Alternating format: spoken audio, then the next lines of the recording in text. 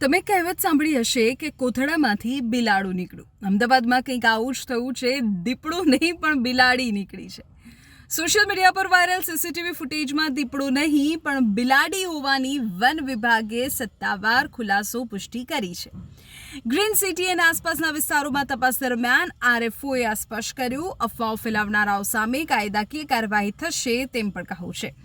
સાથે જ વન વિભાગે જનતાને પણ અપીલ કરી છે કે તેઓ અફવાથી દૂર રહે। પણ પૂરી જાણકારી જો તમને આપું તો અમદાવાદના ગુમા વિસ્તારમાં ફરી એકવાર દીપડો દેખાયો હોવાનો વાયરલ વિડીયો અને તેને લઈને સ્થાનિકોમાં ફફડાટ હતો, દહેશત હતી। પણ હવે તેની ઉપર પૂર્ણ વિરામ મુકાઈ ગયું છે, કારણ કે કોથળામાંથી બિલાડું નીકળ્યું હોય તેમ સીસીટીવી ફૂટેજમાં જે પ્રાણી દેખાઈ રહ્યું હતું તે દીપડું નહીં બિલાડી જ હોવાનું વન વિભાગની તપાસમાં સ્પષ્ટ થઈ ગયું છે। સમગ્ર ઘટનાની વાત કરીએ તો ગુમા વિસ્તારની ગ્રીન સિટી સોસાયટીમાં એક કાર નીચેથી વન્યજીવ નીકળતું હોય તેવા સીસીટીવી ફૂટેજ સોશિયલ મીડિયા પર ખૂબ ઝડપથી વાયરલ થયા। દાવો એવો હતો કે ગુમામાં ફરી દીપડો આવી ગયો।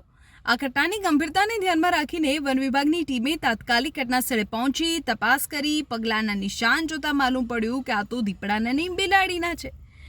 એટલું જ નહીં, બીજી કાર નીચેથી પણ બિલાડી જ બહાર નીકળતી જોવા મળી। આ અંગે આરએફઓ હરીશ દેસાઈ સ્પષ્ટતા કરતા કહે છે કે ગ્રીન સિટી અને આસપાસના વિસ્તારોમાં તપાસ દરમિયાન દીપડાની કોઈ ભાડ નથી।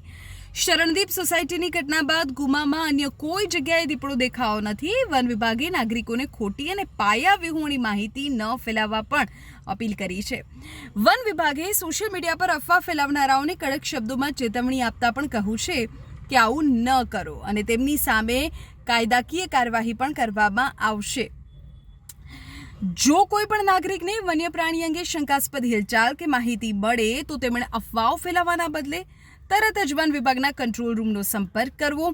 જો તમને ખબર ન હોય નંબર તો તમને કહી દઉં છું, 7600 ફરી 09845 7600009845 આ નંબર પર જો તમને વન્યજીવ દેખાય તો ફોન કરો। બાકી અફવા ન ફેલાવો, શાંતિથી રહો, લોકોને પણ શાંતિથી રહેવા દો।